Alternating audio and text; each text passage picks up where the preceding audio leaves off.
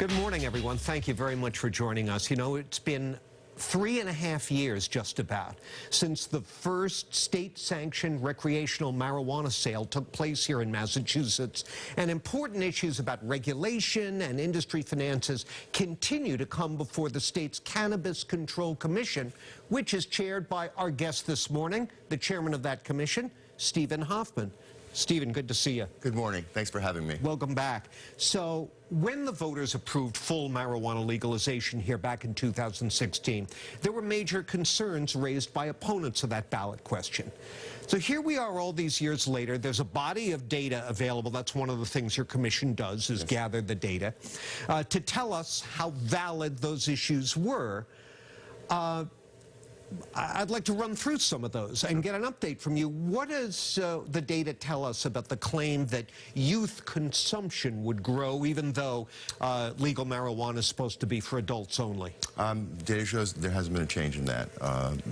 We have very strict regulations about a lot of things, but particularly around preventing access to marijuana by people under 21. And our licensees have done a great job of ensuring that that has not happened. Because the National Center for Drug Abuse Statistics, I was doing my homework looking at those, they claim Massachusetts teens are 1/3 more likely to have used drugs, not just marijuana, but drugs, in the last month than the average American teen. I don't think these are too dated. I don't think that that represents any change from when the stores first opened in 2018. Okay. And you know, the language is they might be more likely. Okay. You know, it's obviously impossible to get totally accurate data, but all the research we've done suggests there's been no change. How about stoned driving accidents? Again, hard to get data. One of the issues, of course, as you know, is that there is no legally acceptable test to prove that you're impaired because of marijuana. Right. So the problem is... The legislature's working on that, The legislature's working on it. You know, we did a report. We were required by the legislature to do a study of this. We made recommendations to the legislature back. This was an independent commission that we chaired. We made recommendations to the legislature, I think it was in early 2018. Governor Baker, as you know, has filed a couple of bills on this that have not advanced through the legislature. So it's really hard to measure, but all the statistics we have suggest, again, there hasn't been an impact. Well, I think a lot of our viewers remember from the 2016 campaign over this, the infamous Kevin ad, where there's a mother with her young daughter, and she pulls up at a strip mall, and out from the pot store comes her teenage son, Kevin, eating out of a bag of edibles, and there's this dystopian landscape. Has any of that occurred?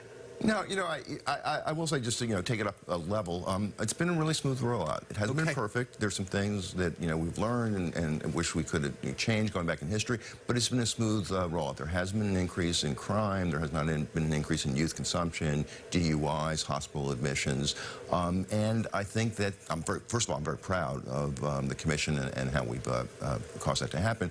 But I think that a lot of the concerns that were in the debate in 2016 have not been realized, and I'm really proud of that. I also just want to say, before I'm accused of tooting my horn too much, we know we've got a lot of work left, so we're not complacent. We're really working very hard to make this industry even better. But I'm really proud of the way it's rolled out. Well, we can and we'll talk more about that after a break. But just to set the stage here, you mentioned it's not perfect. What are the key problem areas in your view? Yeah, I think the biggest issue that remains is equity and diversity. The legislation that... In terms of ownership of the facilities? Well, not just ownership, but also participation as employees in the industry as well. The legislation is very explicit about equity, about diversity, about ensuring that those communities that were disproportionately harmed by marijuana prohibition are full participants in the industry, and we've done a lot to enable that, but we're not where we need to be. All right, let's talk more about that and what you're looking to do about that when we continue our conversation with the chairman of the state's Cannabis Control Commission, Steve Hoffman, in a moment.